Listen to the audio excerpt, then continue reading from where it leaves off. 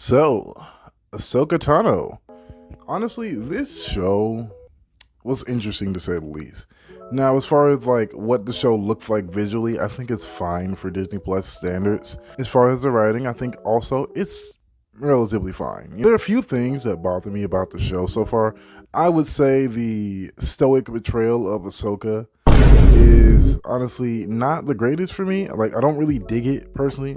Like, I get that Rosario Dawson is, very beautiful. She's a very stunning woman. Obviously, in just her own stoic demeanor is enough to wet the sheets of even the most hardened boy. But personally, it's not Ahsoka Tano, Ahsoka is brimming with personality. She's brimming with what makes her who she is. Like, she's quirky. She's very much kinetic in the way she speaks. When she speaks, a lot of the time, your attention is solely focused on that, based on her mannerisms, her tone of voice, all of it. And I feel like the actress, she kind of just takes that away from Ahsoka a lot of the time. Like, I get that she's playing off the stoic Jedi, and it's cool, but that isn't Ahsoka at all. She's a renegade. She's a rebel for a reason. Like, what she is everything the Jedi is against, obviously.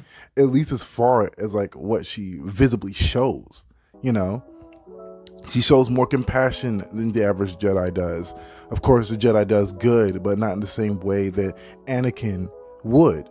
A lot of Anakin's teachings, a lot of Anakin's personality rubbed off on her.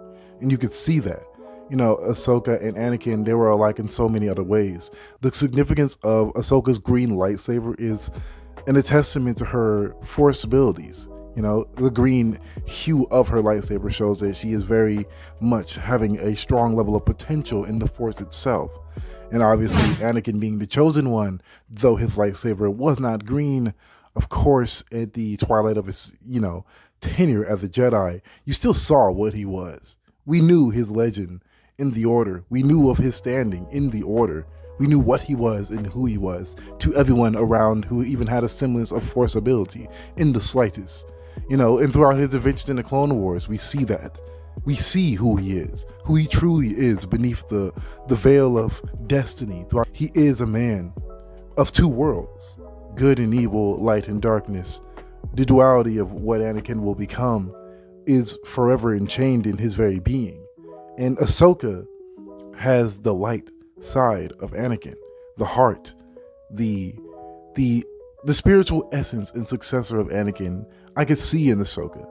And I'm sure a lot of people, they get a very interesting look of Ahsoka whenever they look at in any type of lens when it looks at the show or the franchise of Star Wars. Who even knows of her name? And I just think, personally, the actress just doesn't give off Ahsoka Tano vibes. Like, even in Rebels, her personality still shined through. Like, her voice performance, her passion, the way she would joke around with her friends. Everything that made Ahsoka who she was is just not there with this portrayal of Miss Tano. And you can see that it's not there. Like, I get that they're doing something different. I get they want to, give homage to, standard Jedi procedure, It's a running joke in the 3 episodes that I've seen the show itself, just mocking the Jedi Order, making fun of it. And it's fine, especially given how dogmatic it was and how it was the folly of their order in the times of the Old Republic. But I'm just like, bro, can we please get Ahsoka just acting like Ahsoka? Like, this stoic, calm person to barely show emotion, it's just not Ahsoka. It's just not. And also, this thing with Sabine Wren, like, she has lightsaber training by Kanan Jarrus, by the way. We don't even get a mention of Kanan in the slightest in this show. A little bit of, anti-man involved with modern Disney as per usual. Like, you could have at least mentioned something, especially when we saw Kanan's son, the little boy who obviously most likely will most definitely have some version of Force sensitivity. Let's just, not pull at hairs here. Like, obviously that's the case. But my problem is when you look at it on his face, I'm just like, bro, it's like you could have at least mentioned this man. It could have been like, your dad, is also a Jedi. Something small, something brief. You didn't have to give me everything at once. You didn't even have to give me much of anything. Just give a mention, a passing glance.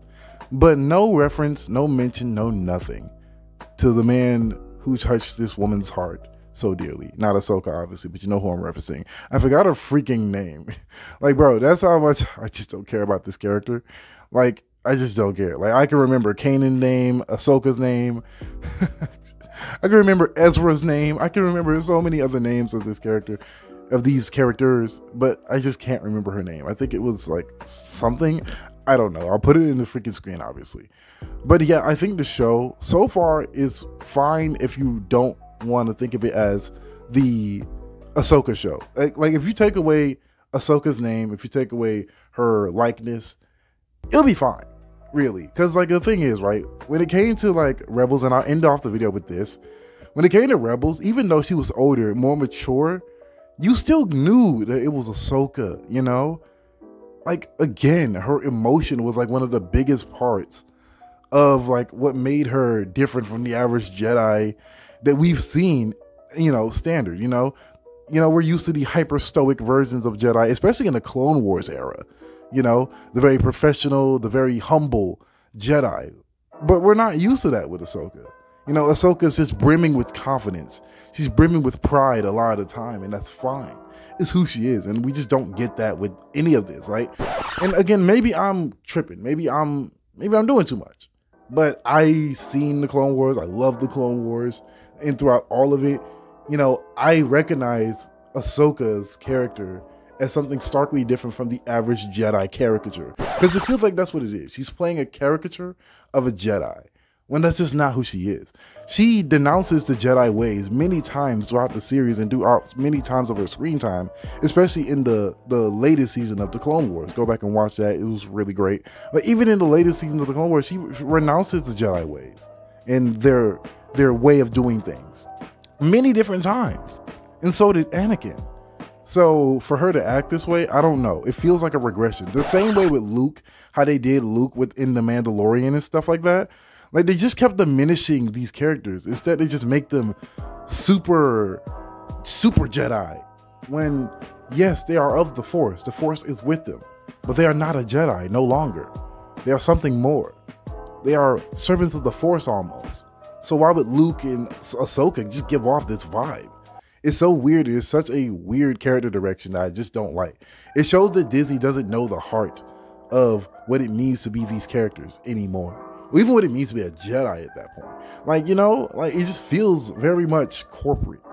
Like the soul of a Jedi, the soul of these specific Force users just isn't there anymore. It just isn't there, and I just don't like it. It's so corporate, and I don't like how they've gone about it. So that's my take on it, on Ahsoka. It's fine if I just don't think of it as Ahsoka. But honestly, yeah, just soulless. I think that would be the title of this video in the thumbnail. Soulless.